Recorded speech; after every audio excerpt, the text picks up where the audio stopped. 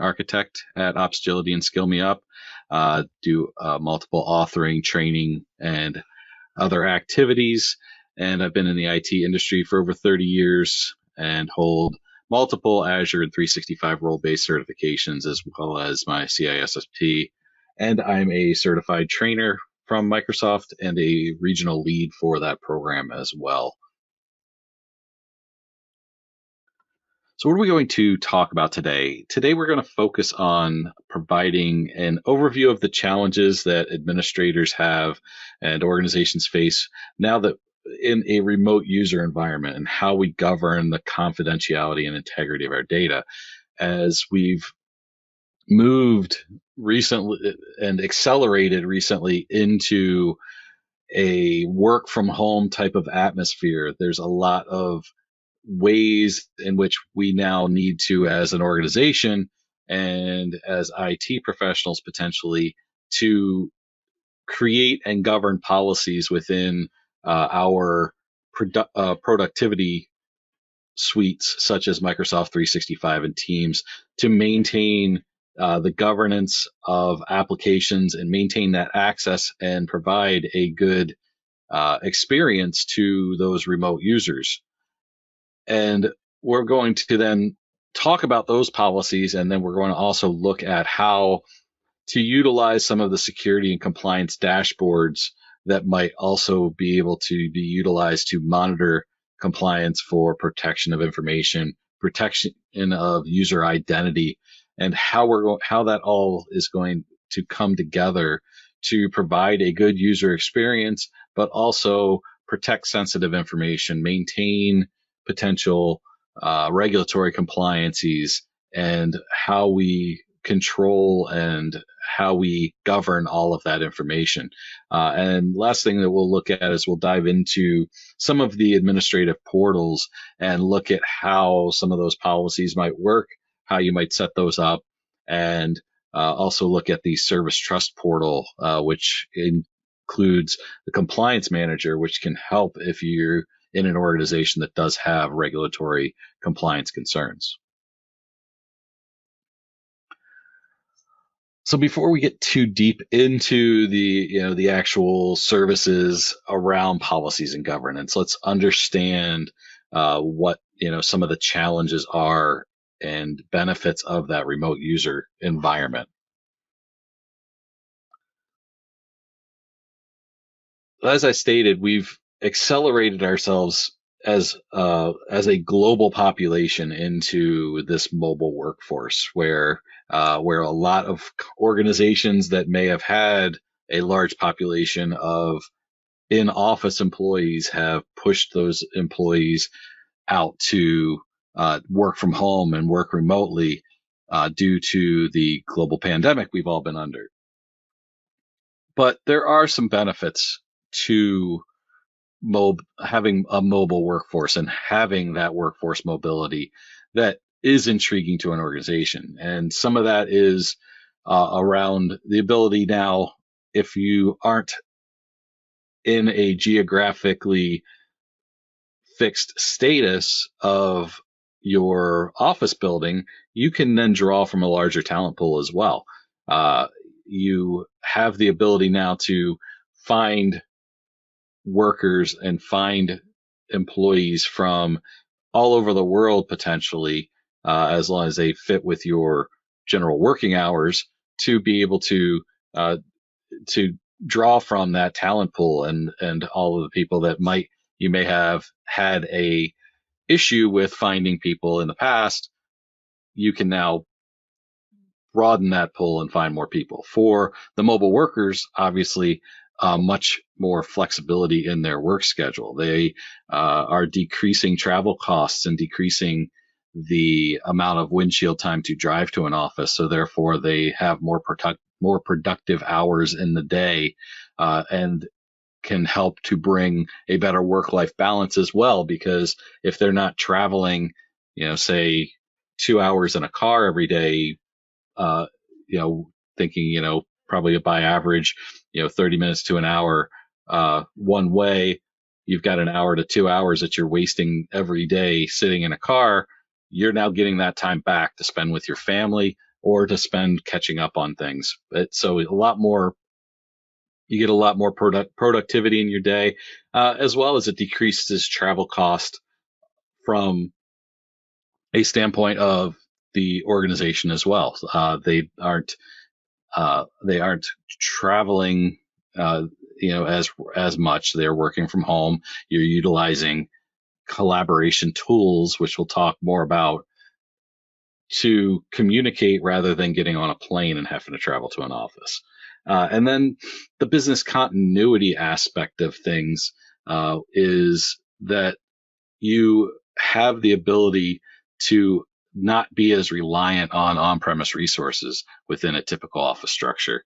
And it it accelerates your ability to move to certain cloud technologies such as Azure in Microsoft and Office 365 and Teams, all of these cloud-based productivity tools and capabilities that you now have that also bring with it a high availability and continuity of business to your organization.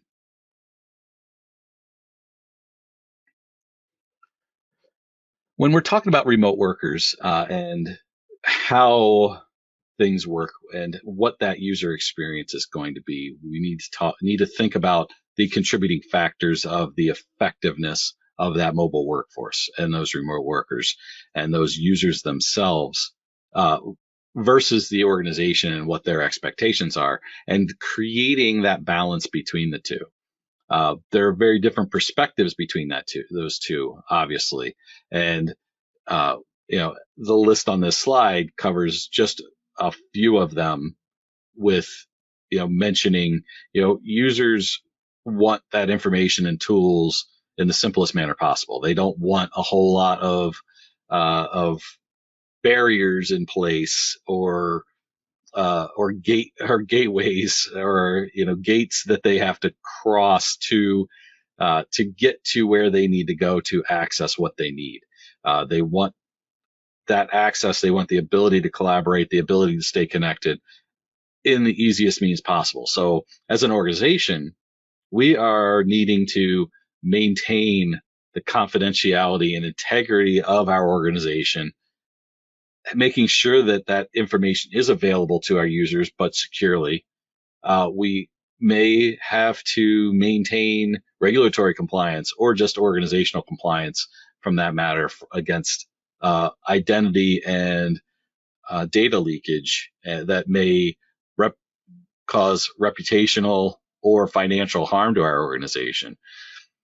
And then we need to maintain that access and meet bandwidth needs for users to access that information and be able to access that information and utilize that information and consume that information. So all of this works together in how our remote workforce is going to need to work together with the organization in that give and take to be able to get the job done within the organization. And when we talk about some of those things from the previous slide, then we get into some of the threats and remediations around those threats within the organization. And some of the key things that we're going to talk about when we're talking about governing remote workers is the three threats on this slide: shadow IT, personal devices, and data leakage. Those are very prominent potentials within the organization, especially when you start taking your employees and spreading them across a geographical footprint rather than having them in those four walls of a protected IP schema and behind a firewall that is controlled by our organization. We're now opening up our user environment to public wireless channels and and their own personal network that might be shared broadband and things like that. And so how are we taking care of remediating those? And there's some points here on how we could do that in terms of shadow IT, in terms of limiting or removing admin rights, and we'll talk about how to do that within the tools within Microsoft 365. Personal devices. How do we set up? We have most organizations when you hire on and human resources hands you all those forms to sign, you probably have an acceptable use policy. Well, getting them to agree to that and then having endpoint protection of some kind within the use of those devices is very important. And then for data leakage, having proper classification, retention controls, security controls all in place to protect our data and those cloud storage accounts that now our users are going to probably be using. And to segue into talking about the collaboration and the tools that users are going to be using and how we govern those, it's important to understand that there is a variety of different tools for mobile workers to collaborate with and to utilize. And with some of those listed here, we're going to focus on, the Microsoft level of those with Microsoft 365 and Teams, and within Microsoft 365 we have Exchange and SharePoint and OneDrive. But there are others out there that these users might, that partners might use, that they might also be needing to utilize, like Dropbox or Google Drive, WebEx or Zoom for communication. All of those things, and how we create those use policies around those is going to be very important for our organization to govern and protect our organization going forward. So how then are remote workers collaborating, and how do we manage and govern those policies within Microsoft 365 and Teams? So let's look at a couple different scenarios here, and before we get into the actual services and support pieces of things. And a couple of those are, as you have remote workers, we've got probably a couple different scenarios. The first, and probably the most likely and widely utilized for enterprises, is going to be that hybrid focused utilization. And with that hybrid focus, we are connecting to a data center potentially for specific applications, such as say an SAP server, our ERP systems, or our intranet. And we're also then utilizing Office 365 and Teams for other collaboration tools. So how we're connecting has a lot to do with how we're protecting things as well. And the data center, you potentially might need some sort of VPN tool for with a SSL VPN browser to create a VPN connection to connect into your data center resources. But you still have Azure Active Directory, though, that you can utilize for Office 365 and Teams, and you can have a single sign-on experience around that and be able to utilize a single username and password to access those resources. So that's not a problem.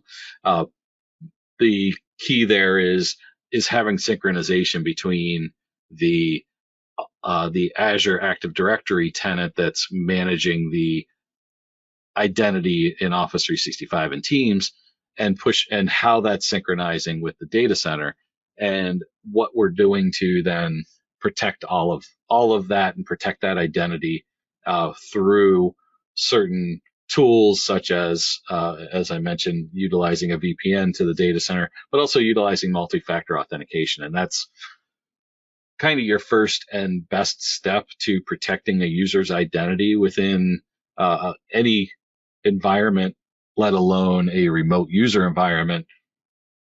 Because if you have that multi-factor and that two-factor authentication in place for your users, if their device is compromised or a theft takes place on their device for their device, and they lose physical access of that device, somebody else takes physical access, they can't log into that device without having that other factor of communication, like a app or a text code to that user that that may be what to log in, so they can't compromise the data of the organization.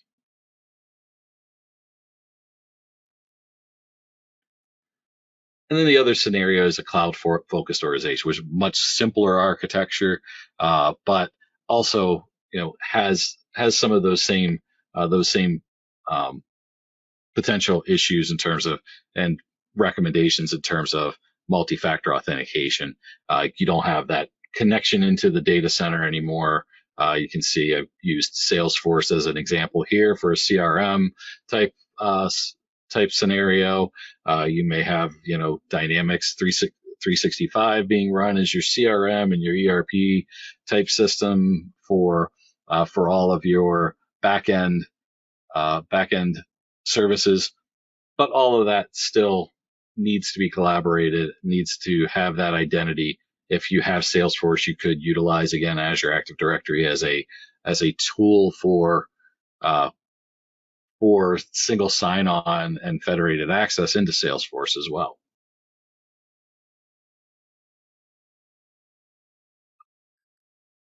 So I'm not going to spend a whole lot of time on these slides, but just some things around pros and cons of different productivity tools. Is with Microsoft 365, I've mentioned a couple times Active Directory integration with Azure Active Directory, integration of OneDrive and Teams for sharing and collaboration. A lot of those things to do that can help for getting users into that remote collaboration mindset. There's a lot of strong security measures that need to be put into files and file sharing, and that's where as security and IT professionals, we need to take a strong look at how that sharing is taking place and what governance and what retention policies, what sensitivity policies we're putting in place in terms of sharing files to internal users as well as external users.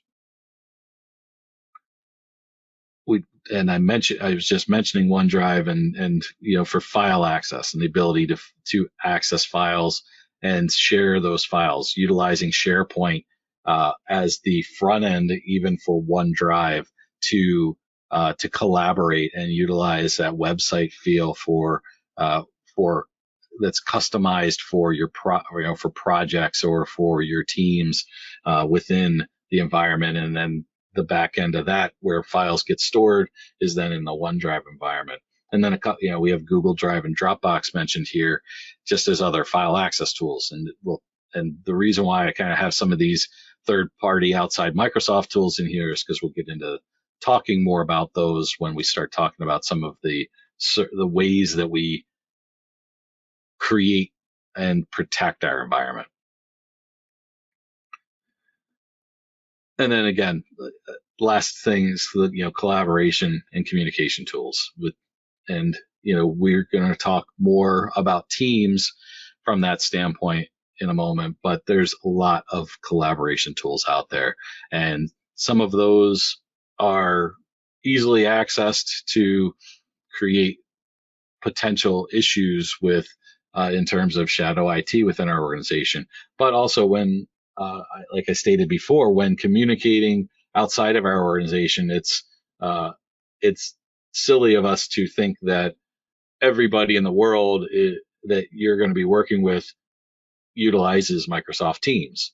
There's lots of organizations that still use WebEx. There's Google Meet and Google Meet and Hangouts There's Zoom, there's Chime, which is Amazon's system, Amazon's video conferencing service. Lot of different ways to communicate out there, and your organization, your employees, and user environment probably would utilize more than one of these, depending on who they're working with within their job description.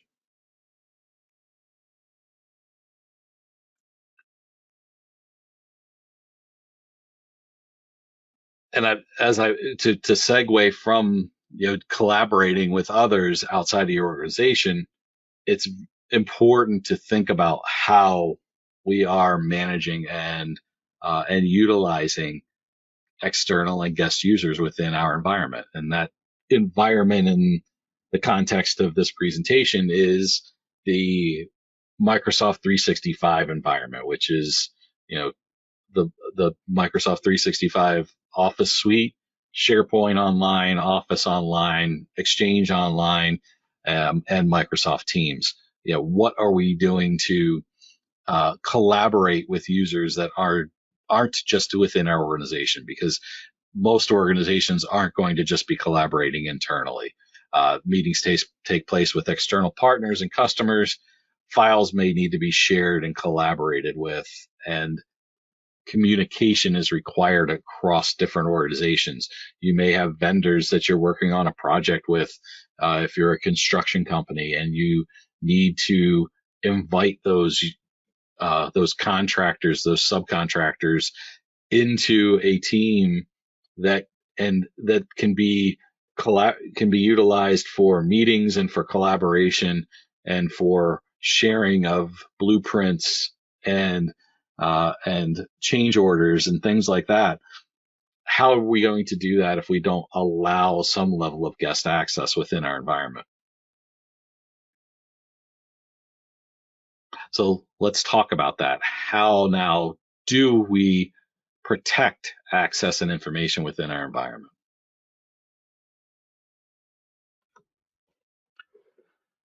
So as we talked about in terms of that hybrid approach with our organization and how we support our organization for properly securing them in that approach, we had mentioned when we went through that diagram that the corporate enterprise probably has an Active Directory domain service in place, but it can still utilize and connect utilizing Azure AD Connect to our Azure Active Directory environment. And it allows us to have that single sign-on experience for our users. And then we can put multi-factor authentication in place for all of the access to the data center applications, as well as our Microsoft 365, Azure, and Teams and SharePoint access. And it's important to limit the rights of those users to avoid that unauthorized applications are being installed on the devices utilizing mobile device management. We'll talk about endpoint protection in a moment. Then all access to those resources, we mentioned utilizing a VPN tunnel for utilizing the connection to the data center as well, to avoid then having that secure in transit tunnel of information that is probably the most needed the most sensitive data within your organization in that hybrid environment is probably the data and the information coming from your systems within your data center. And then again, the cloud focused organization of the organization that's just in the cloud, we have the ability to put multi-factor authentication, limiting those administrative rights on devices, and having policies in place for mobile device management and then data protection policies in place as well. So I've mentioned Azure Active Directory quite a bit, and I've wanted to go a little bit deeper into what is Azure Active Directory, as well as now that we are moving to remote office workers and work from home type environments and what organizations are doing to accelerate the move to the cloud, identity and access management, or IAM, becomes your front lines in terms of how we're protecting data and how we're protecting our organization. And having those role-based access controls that identifies only only access to what users need to have access to do their job becomes much more important. We don't want to have users with elevated privileges that are working on laptops that are mobile devices that could be stolen and compromised. So role-based access control and how we're managing our environment, our identity environment is our first line of protection for as an organization. And Azure Active Directory has that cloud-based identity for you.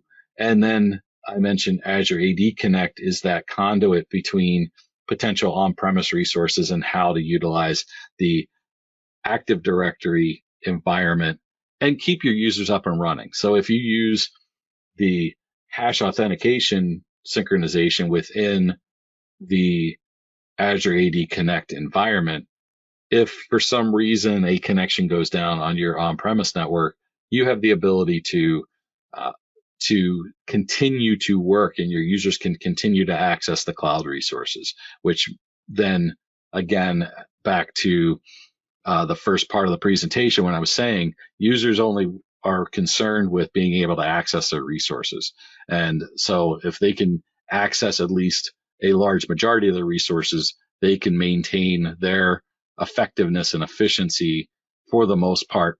That helps the organization as well. And now that we've talked about identity quite a bit, let's talk about cloud applications and what cloud applications are and what we're going to do about them. There's a wide range of cloud applications out there, and this graphic shows just a small few of them. And probably anybody listening to this probably utilizes a good portion of these as well, like multiple browsers, having multiple accounts on Google, utilizing Twitter and Facebook. LinkedIn isn't on here. LinkedIn should be in here as well.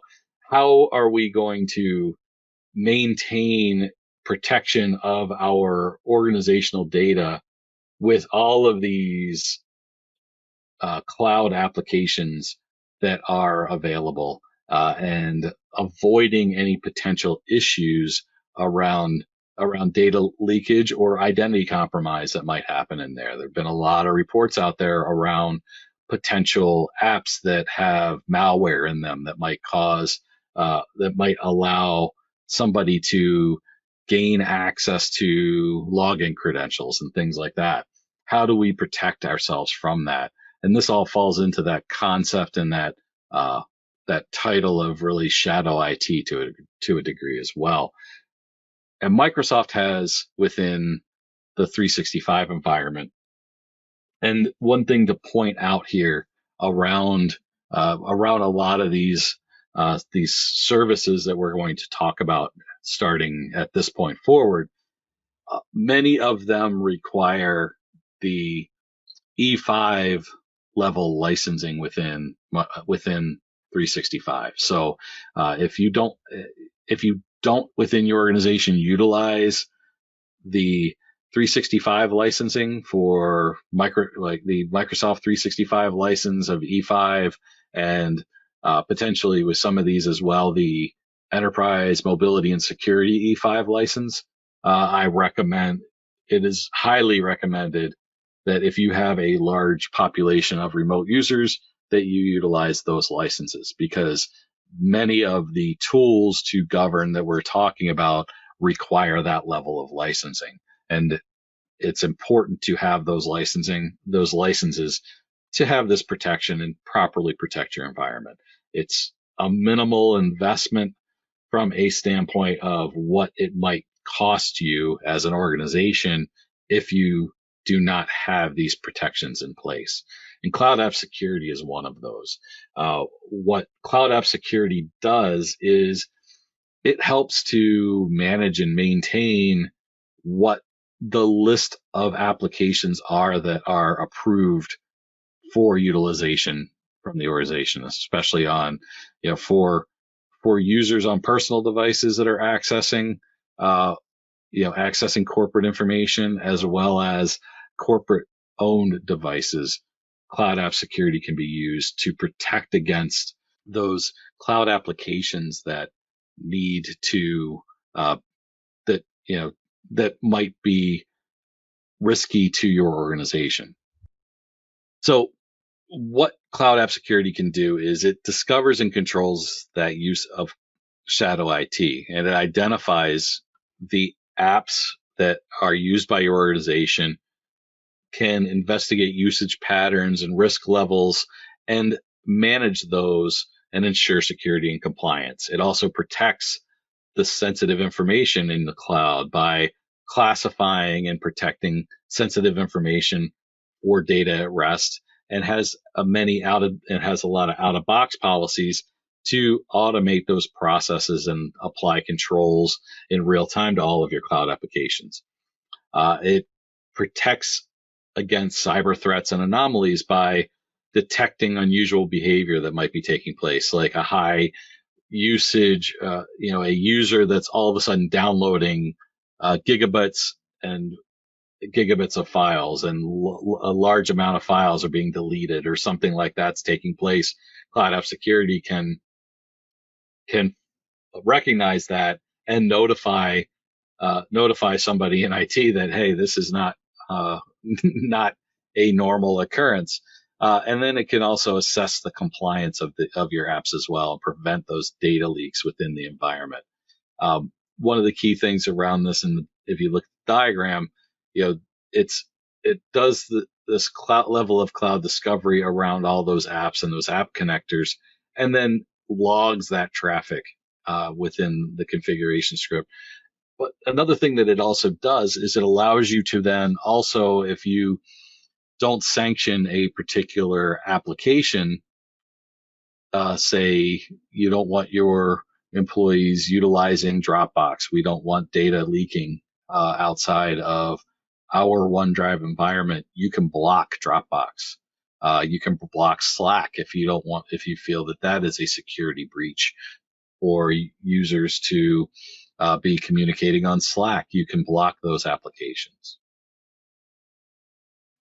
Information protection and DLP, again, works in conjunction to a degree with cloud app security, and it gives you the ability to apply classification labels as a governance action to files that match specific policies. So if you are a company that does credit card information and things like of that nature, you can set up a policy for credit card information to be flagged as classified and hide that information. You can do the same thing for if you are have financial information and you're governed by Sarbanes-Oxley. There's a Sarbanes-Oxley policy to grab any information that is governed by Sarbanes-Oxley to provide that classification label around that. Around PII, personal identifiable information, like driver's license,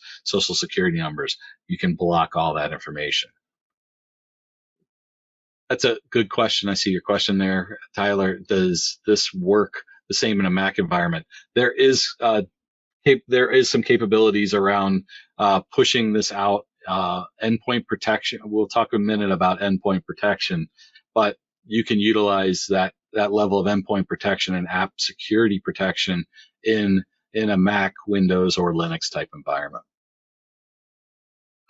So especially since it's cloud applications, it doesn't necessarily have to be a full encrypted device either for this all to work. If a user's utilizing the Office environment and Exchange Online and all of that, you have the ability to utilize these tools. regardless of, whether you're on a Windows, Mac, Linux, Android, Mac OS, or iOS. It all works together, and you can identify, even based on the device, whether they're compliant or not, or allowed to access that information. So you can customize it based on your organization's requirements. Here's a little bit when we were talking about endpoint protection. I brought that up a little bit just now. Is, how are we protecting those devices? And here's, a good diagram here of within the Office 365 environment or Microsoft 365 environment. Microsoft has its own mobile device management tools of Microsoft Intune, as well as the mobile application management tools that fall within that as well. So you can enforce for your users that are utilizing corporate provided devices, enforce and require the utilization of Microsoft Intune on those users. If they aren't utilizing a corporate device, if they're using personal devices, you may not enforce them to enroll in endpoint protection through Intune, but you can utilize through Intune the mobile application management tools and policies and enforce those on those personal devices. So therefore, you're containerizing and protecting corporate information through that utilization of those application policies. So it gives a lot of flexibility to you there, especially since a lot of users may have a corporate provided laptop, but they are utilizing a personal iPhone or a personal iPad to access information. Yet we want to protect that information. We want to block what needs to be blocked from a user putting our organization at risk. But we want to make sure, again, to go back to the user's needs, we want to make sure that user still has access to what they need to do to perform their job duties. And they may not always have their laptop available. Their laptop may need to be charged, or they're working, they're out with their family, but they need to answer an email or share a file with somebody. How do they access that OneDrive account if we don't allow them to have some level of access to some of those applications? But we need to manage that information and make sure that the sensitivity of that information is being handled properly. And one of those ways that we can do that is with conditional access policies. So conditional access policies provide another layer of protection, especially for potential risks that might take place with remote users. You have users that may be in public environments, or they may be on a personal device that it doesn't have endpoint protection on it, isn't enrolled in Intune. It may be a real-time risk that is a threat that is identified by Microsoft. They might be in a country that IP address, those IP addresses from that country might be seen as a risk. There might be a compromise or an attack coming from that environment. And also then the applications and what applications they're accessing. And so how are we going to then manage those type of feeds into what we're calling here as signals to then verify that person's identity before we give them access to those apps and data? Or are they in such a potential risky environment that we're going to block access? And you can see in the middle of this diagram, there are three different attempt policies within this, that depending on what level that potential signal is, what we want to do. And block access is obviously the most stringent. Allow access is obviously the least stringent, where even if the person's at a high risk, are we going to say that we're going to allow access? Probably not. So in most cases, it's going to be to require multi-factor authentication and make sure that users are all enrolled in multi-factor authentication. If they're not enrolled in multi-factor authentication, we're going to need to block access. And if we aren't utilizing it today, and we need to force then those users to enroll in multi-factor authentication so that they can properly access no matter what their device condition is or their user location condition is. They need to be able to access that information, and they need to do that through multi-factor authentication, because we're not going to open up our organization to a risk by just allowing access without some additional verification. So let's talk about how we're going to then monitor and manage the compliance and protect our information.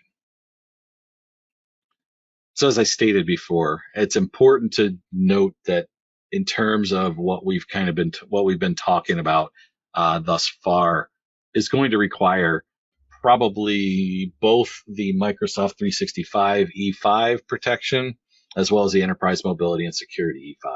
A lot of those, if it's Microsoft 365 and not Office 365 E5, has some of those mobility and security pieces already built into it.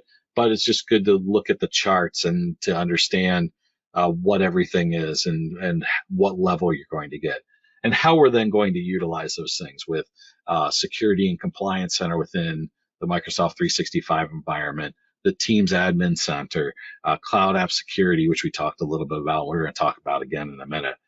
Labels and policies, which we again mentioned those briefly, and then the Azure Sentinel and the Compliance Manager. How are we utilizing those services then to build more security and management and monitoring and investigation around our organization as a whole?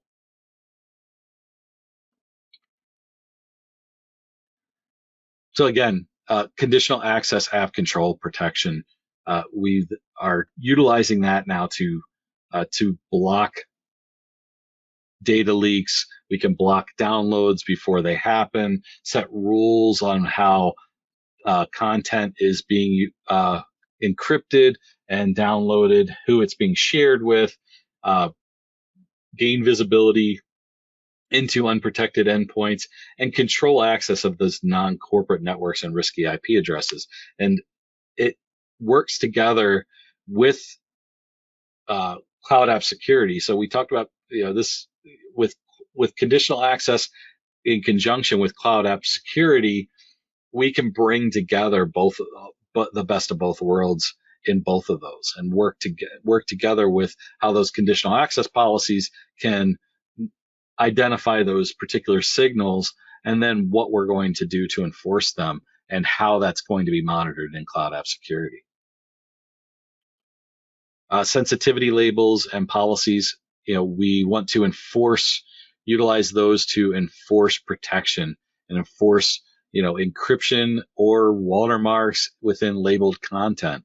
We don't want the information that is personal identifiable information to go outside of our organization. And if it's being shared within our organization, we should be explicitly telling people that it is sensitive information.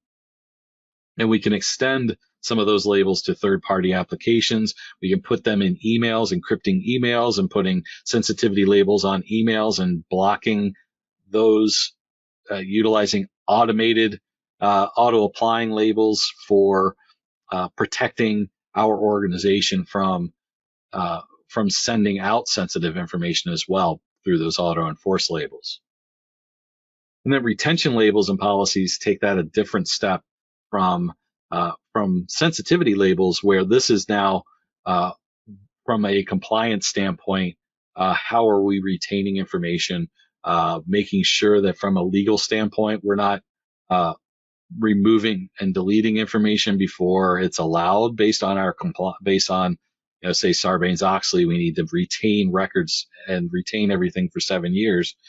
Make sure that we are doing that, and make sure that it doesn't accidentally get deleted or maliciously get deleted for that matter.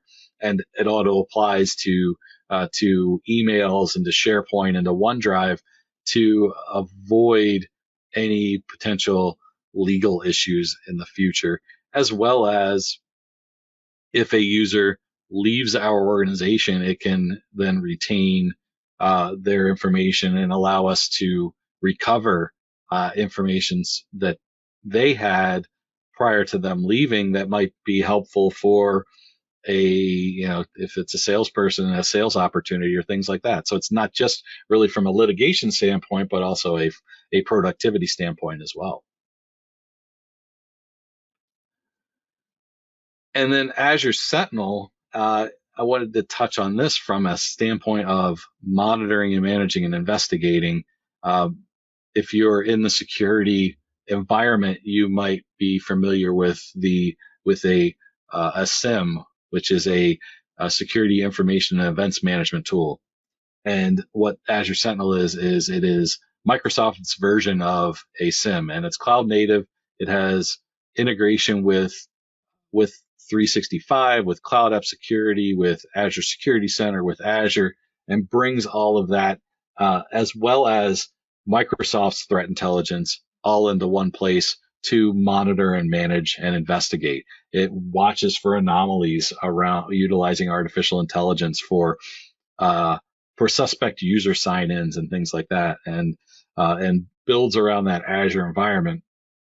And as you get more into the Microsoft tools and usage and using those tools, Azure Sentinel is a good place to go, and we'll hit on that in a moment when we go into the demo. I'll show Azure Sentinel a little bit as well and show how easy it is to connect it into your 365 environment. The last thing I wanted to put forth in terms of the presentation before we get into the demo is around regulatory compliance. So we've talked about and hit upon it a little bit in terms of with our retention policies and sensitivity policies and how we're going to do that. But how do we manage our compliance as well? And for Microsoft 365, we have the Service Trust portal with the Compliance Manager portal, which provides compliance scores and audit reports around many of the known industry regulatory standards, such as GDPR and ISO on an international level, SOC, NIST for U.S. security, and this works around your Microsoft 365 environment, and then you can also utilize Azure policies and Azure Security Center to also do the same compliance capabilities within your Azure environment as well. So if you are getting audited, this helps to get you protected, get you prepared for that potential audit that might be taking place. So let's look at some of these tools here that we've been talking about. So I'm going to go into my portals here. And first thing I'll go into is I'll show Azure Sentinel real quick. We'll note here I've got a demo of Sentinel already set up. You can see, I've got some events that are taking place. You can see what those events are. Many of them are audit logs, usage logs, sign-in logs, things like that. You can drill into these if you'd like. If I go down to data connectors, you can see what I've connected into my environment. You can see I have four connectors already set up within my environment. I have my Azure Active Directory, so it's watching my sign-in logs and my audit logs, as you can see down here. And you can drill into those and take a look at those as we want to by going to Log Analytics. And it will actually run my query here and provide, as you can see, that same graph as it did. You can create an alert here based on if we see a spike in our sign-ins at a certain level, we can then get an alert and investigate that as well. If we go back to those, you can see Azure Security Center. So I have some Azure resources connected in here, And if I go down a little bit further, you can see I have the Cloud App Security as well as Office 365 set up in here. And in Office 365, it's looking at SharePoint and Exchange. It is in Cloud App Security, looking at security alerts as well as discovery logs. So it's gathering information for me and allowing me then to have a incident report and an incident dashboard if something anomalous takes place within my environment. And then with our other tools that we've talked about, we have our security and compliance center, and we have Teams. We didn't talk a whole lot about Teams, but a key thing around Teams is how we're setting up our utilization of applications and our settings for external access. So within our org-wide settings for Teams, we have our external access policies and how are we going to allow users to communicate through our Teams users and be able to even talk to them through a voice communication path, and then versus anything else. You can block specific domains. If you don't want a specific user domain to come into your environment, you can block those. Same thing with guest access, allowing guest access and allowing guest users in Teams, allowing them here, if you give a guest access, allowing them to make private calls, utilizing the voice license within the environment, allowing them to set up meetings.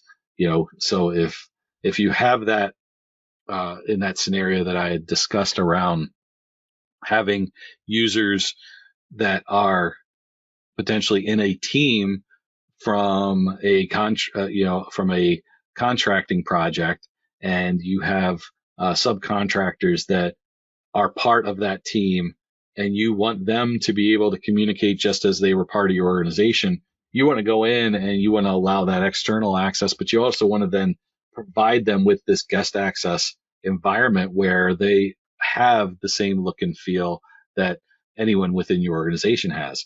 But the important thing there is what we're doing then for messaging, and what are we doing for our organizational settings for applications and things like that. And that's where we start then going into more of the cloud app security portal and things of that nature. So we can go into our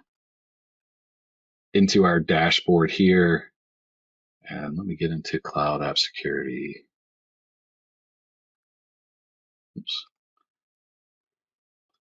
So as we look here at our service trust portal, we'll come back to this in a second, but we have our compliance scores and things like that. We have our review of our cloud apps and what we're doing for our cloud apps. And here I go into my cloud app security portal, and you can see from cloud discovery what we have in here. We can discover within our dashboard. And I don't have any app. I have 2 app connection instances right now, so I don't have a whole lot of information within here. But if I went in here and I wanted to create some policies, you can see some policy templates here for files shared within our organization. Risky apps, cloud storage, compliance checks. You can see a lot of these baked in policies within here, and you can see they're given different severity levels, and you can easily just go in and add these policies, create a policy around them within our environment. I don't have file monitoring enabled right now, so if I go in and save that, I can then create that policy. Within our compliance dashboard, we have different compliance scores, and you can see my compliance score here from a standpoint of what I have in terms of my application and what I am protecting in terms of the authentication and how I'm managing things within the services that I've turned on within my environment. You can see Microsoft has accumulated most of the points through the protections that they already have in place in my license and what they've done within my license, where I have here only achieved 69 points of over 4,000 points in terms of my overall compliance. So I have some work I could do around around assessing this and potentially creating better compliance. You can see with my data protection baseline, I have uh, I have a lot of improvement actions that could take place to get that score up. And another place that we can do all of this and identify all of this is within our compliance manager. And we can see here that data baseline, data protection baseline's right in here as we come into our compliance manager. And we can view right in here, if we click on that, our action items that need to take place and what assessed actions are needed while this refreshes. And you can see if I activate rights management, I increase my compliance score, Android app protection policy, different things in here with that you can do and you can review. And what you can do is you can assign this to different users within your environment. So if I wanted to assign it to Bill Smith, I could assign it to Bill Smith, and then they're part of. Then they're given you can set a priority. This is high priority. We're about to be audited. You can put notes in here. Take care of this immediately. We need to have this taken care of within the next week. Provide me proof that it's taken care of. Once it's taken care of, they can manage documents and they can upload documents to show that it has been taken care of. Put it as implemented and save it, and we're all good to go. And we are then increasing our compliance score. So those are just some things that we can do within the environment. We talked about the data. We have data loss prevention in here, and the policies around data loss prevention and the retention policies that go in there. Our sensitivity labels and retention labels, creating labels for all of these areas help to build that additional protection within our environment. So it's good best practice to continue to do that, continue to evolve your environment within the 365 portals and administrative panels to continue to plan out and build that policy. So, plan it out as you're moving into the environment, but also continue to adapt as the organization evolves and changes to a mobile workforce type environment as well. So to summarize, we went through a lot of information this hour, and we provided that overview of challenges that administrators and organizations as well as users may face in that remote user environment in terms of identity, confidentiality, and integrity of our data as well as our users, and how then we can look to create and govern all of that with different policies and procedures that we can put in place within Microsoft 365 and the Teams environment for proper collaboration, proper access from users, and the ability to properly collaborate both internally and externally. We looked at the different security and compliance dashboards there briefly, and talked about how different services within 365 can provide that monitoring and management for compliance for both information as well as identity. And then finally, we talked about what we can utilize in terms of from the compliance manager and the service trust portal to manage our compliance if we have specific regulatory compliances or just best practice baselines that we want to have in place within our organization. So I want to thank everybody for their time today on this expert talk. Again, my name is Dwayne Nowick, and you can find me out on social media. I'll open it up now if anybody has any other questions. I know I answered one during the call, but if anybody else has any questions, you can ask it now or post it in the chat. Okay, it doesn't look like I have any more questions, so I'm going to close this out. I appreciate everybody attending and have a great rest of your day.